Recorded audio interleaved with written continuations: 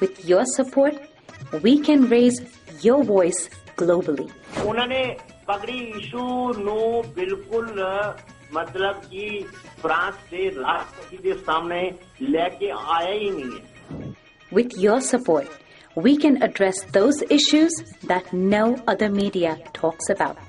जो हाल अकालियां ने बादल क्या ने इन्हां ने सिੱਖੀ ਦਾ ਤੇ ਬੇੜਾ ਗਰਕ ਕੀਤਾ ਹੈ. With your support, we can bring you breaking news from around the world.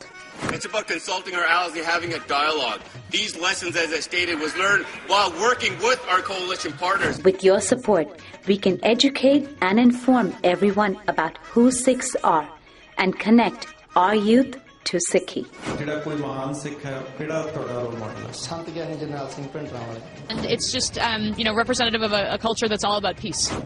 Support your TV channel and help us take your voices to everyone around the world for every human rights issue. United Sikhs ਜਥੇਬੰਦੀ ਨੇ French ਅਤੇ European courts ਦੇ ਨਾਲ-ਨਾਲ United Nations Human Rights Committee ਦਾ ਦਰਵਾਜ਼ਾ ਵੀ ਖੜਕਾਇਆ. All of this is only possible with your generous donations. Continue your support to us and let's go further together. To donate today, please log on to our website www.tv84.tv and donate via PayPal on our website, or you can mail us your donations to TV84 36-01 37th Avenue, Long Island City, New York 11101.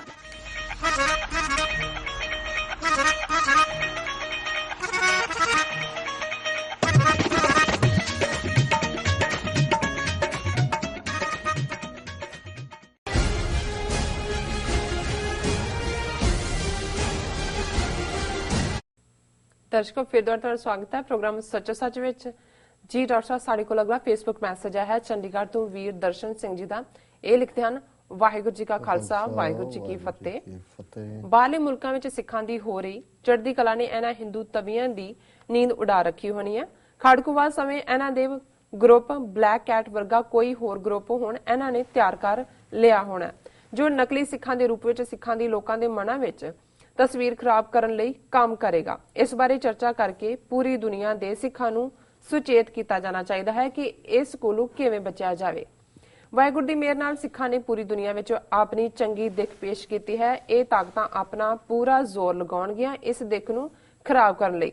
ਜਿਨ੍ਹਾਂ ਮੁਲਕਾਂ ਵਿੱਚ ਸਿੱਖਾਂ ਦੀ ਚੰਗੀ ਚੜ੍ਹਦੀ ਕਲਾ ਹੈ ਉਹਨਾਂ ਮੁਲਕਾਂ ਵਿੱਚ ਸਿੱਖਾਂ ਨੂੰ ਨਿਸ਼ਾਨਾ ਬਣਾਇਆ ਜਾ ਸਕਦਾ ਹੈ। ਜੀ ਡਾਕਟਰ ਸਾਹਿਬ।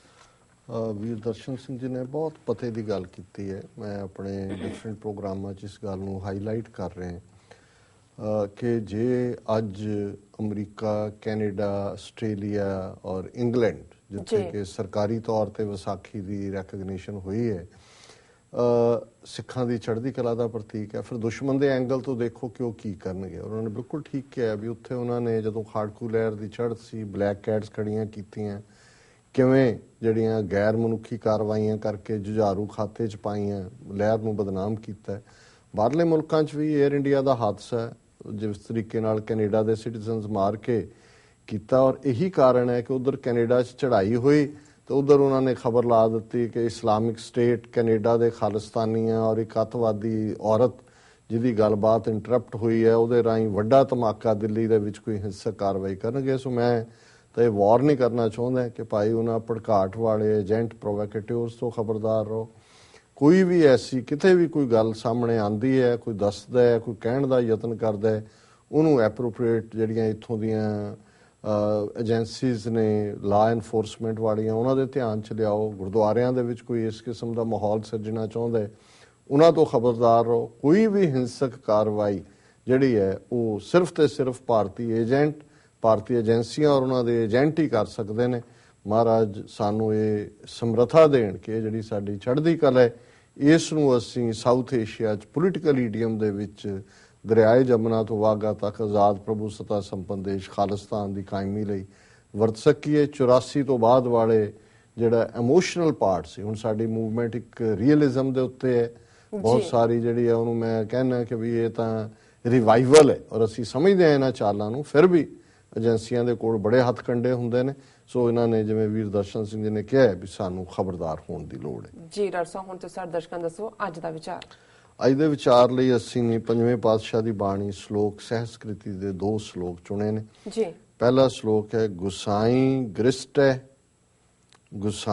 ਗ੍ਰਿਸੈ ਰੂਪੇਣ ਸਰਬੱਤਰ ਜੀਵਣੈ ਲਬਧੰ ਸੰਤ ਸੰਗੇਣ ਨਾਨਕ ਸਵੱਛ ਮਾਰਗ ਹਰ ਭਗਤ ਨੇ।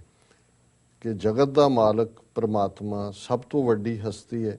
ਗ੍ਰਿਸੈ ਹੁੰਦਾ ਵਜ਼ਨਦਾਰ ਹੈ।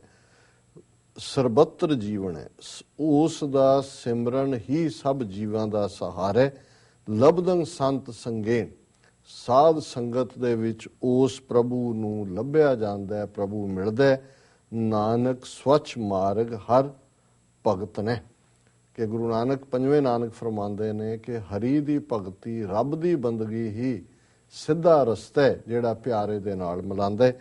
ਔਰ ਦੂਸਰਾ ਸ਼ਲੋਕ ਹੈ ਮਸਕੰ ਭਗਨੰਤ ਸੈਲੰ ਕਰਦਮੰ ਤਰੰਤ ਪਪੀਲ ਕਹਿ ਸਾਗਰੰ ਲੰਘਤ ਪਿੰਗੰ ਤਮ ਪ੍ਰਕਾਸ਼ ਅੰਧ ਕਹਿ ਸਾਧ ਸੰਗੇਣ ਸਿਮਰੰਤ ਗੋਬਿੰਦ ਸਰਣ ਨਾਨਕ ਹਰ ਹਰ ਹਰੇ।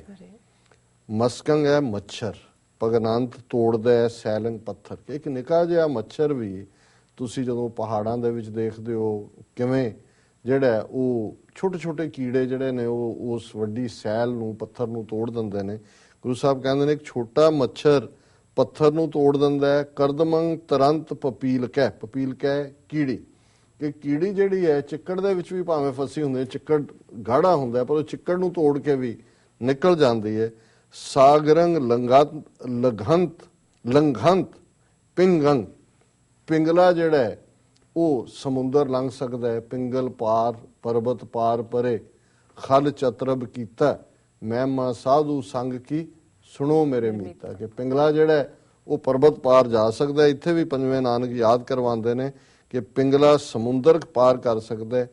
ਤਮ ਪ੍ਰਗਾਸ ਅੰਧ ਕਹਿ, ਕਿ ਜਿਹੜਾ ਚਾਨਣ ਹੈ ਉਹ ਕਿਵੇਂ ਤਮ ਨੂੰ, ਹਨੇਰੇ ਨੂੰ ਜਿਹੜਾ ਉਹ ਚੀਰ ਕੇ 4 ਚੁਫੇਰੇ ਚਾਨਣ ਕਰ ਦਿੰਦਾ ਹੈ। ਇਹ ਸਭ ਕਿਵੇਂ ਸੰਭਵ ਹੁੰਦਾ ਹੈ? ਸਾਧ ਸੰਗੇਣ ਸਿਮਰੰਤ ਗੋਬਿੰਦ। ਜਦੋਂ ਅਸੀਂ ਸਾਧ ਸੰਗਤ ਦੇ ਵਿੱਚ ਗੋਬਿੰਦ ਨਿਰੰਕਾਰ ਨੂੰ ਸਿਮਰਦੇ ਹਾਂ। ਸ਼ਰਨ ਨਾਨਕ ਹਰ ਹਰ ਹਰੇ। ਪੰਜਵੇਂ ਨਾਨਕ ਯਾਦ ਕਰਵਾਉਂਦੇ ਨੇ ਕਿ ਜਦੋਂ ਅਸੀਂ ਨਿਰੰਕਾਰ ਦੀ ਸ਼ਰਨ ਵਿੱਚ ਆਉਂਦੇ ਹਾਂ, ਸਤ ਸੰਗਤ ਦਾ ਹਿੱਸਾ ਬਣਦੇ ਹਾਂ, ਤੇ ਫਿਰ ਮੱਛਰ ਸੈਲ ਤੋੜ ਸਕਦਾ ਹੈ, ਚਿੱਕੜ ਚੋਂ ਕੀੜੀ ਲੰਘ ਸਕਦੀ ਹੈ, ਪਿੰਗਲਾ ਸਮੁੰਦਰ ਪਾਰ ਕਰ ਸਕਦਾ ਹੈ, ਤੇ ਚਾਨਣ ਹਨੇਰੇ ਨੂੰ ਜਿਹੜਾ ਉਹ ਗ੍ਰਸ ਸਕਦਾ ਹੈ। ਇਹ ਅੱਜ ਦਾ ਵਿਚਾਰ ਹੈ। ਜੀ ਡਾਕਟਰ ਸਾਹਿਬ, ਤੁਹਾਡਾ ਬਹੁਤ ਬਹੁਤ ਸ਼ੁਕਰੀਆ। ਤੁਸੀਂ ਅੱਜ ਦਾ ਵਿਚਾਰ ਸਾਡੇ ਦਰਸ਼ਕਾਂ ਨਾਲ ਸਾਂਝਾ ਕੀਤਾ। ਇਸ ਨਾਲ ਆਪਣੇ ਵਿਊਅਰਸ ਕੋਲ ਨੇ ਇਜਾਜ਼ਤ। ਵਿਊਅਰਸ, ਸਾਡੇ ਪ੍ਰੋਗਰਾਮ ਦਾ ਸਮਾਂ ਇੱਥੇ ਸਮਾਪਤ ਹੁੰਦਾ। ਤੁਸੀਂ ਆਪਣੀ ਰਾਏ ਤੇ ਸੁਝਾਅ ਸਾਨੂੰ ਭੇਜਣਾ ਨਾ ਭੁੱਲਣਾ। ਸਾਡੇ ਇਸ ਪਤੇ ਤੇ sos@tv84.tv ਤੇ ਅਸੀਂ ਆਪਣਾ ਪ੍ਰੋਗਰਾਮ ਲੈ ਕੇ ਫਿਰ ਦੁਬਾਰਾ ਹਾਜ਼ਰ ਹੋਵਾਂਗੇ। ਤਦ ਤੱਕ ਲਈ ਮੈਨੂੰ ਤੇ ਆਪਣਾ ਸੁਣਾ ਗਿਆ ਦਿਓ। ਦੇਖਦੇ ਰਹੋ TV 84। ਬੁਲਾ ਦਿਓ ਫਤਿਹ। ਵਾਹਿਗੁਰੂ ਜੀ ਕਾ ਖਾਲਸਾ, ਵਾਹਿਗੁਰੂ ਜੀ ਕੀ ਫਤਿਹ।